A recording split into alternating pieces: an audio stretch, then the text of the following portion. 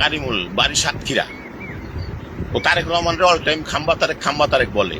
ও জামাতের অনুসারী, বিদেশে মালয়েশিয়া থাকে, ওখানে গেছে পরিবারের মুখে হাসি ফুটাতে, না ফুটা যায় তারেক রহমানের গালি দেওয়া নিয়ে ব্যস্ত থাকে। এই জন্যই আমি বলছি, কোনটা প্রবাসীদেরকে বলিনি, এই জন্য তারা বলছে বেটা কামলা হয়, তুই মালিক রে গালি দিস, একটা দেশের প্রধানমন্ত্রীরে গালি দেয়। রতন ভাই, মূর্খের মতো কথা কইেন না, বুঝছেন? কি কইলেন? কর্মচারী মালিকরে গালি দেয়, কামলা মালিকরে গালি দেয়। মালিক কেডা? তারে কামকে কখন মালিক হইলো আবার? আমি তো জানি যে সরকার হয় সে জনগণের কর্মচারী হয়, কারণ সরকার জনগণের লেগে কাজ করে, জনগণ সরকারের লেগে কাজ করে না। জনগণ ভোট দিয়া সরকার বানায়। মূর্খের মতো কথা কন করে। আবার কি কইলেন?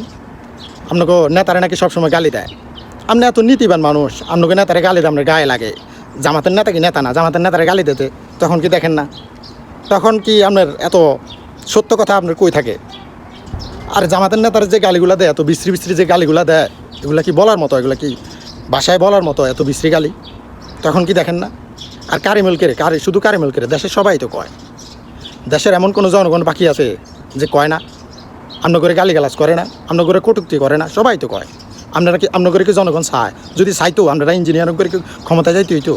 আপনারা কি ভোট চুরি করে কি ক্ষমতা যাইতে হইতো? এটা বুঝেন না? হ্যাঁ, চেতেন কেড়ে।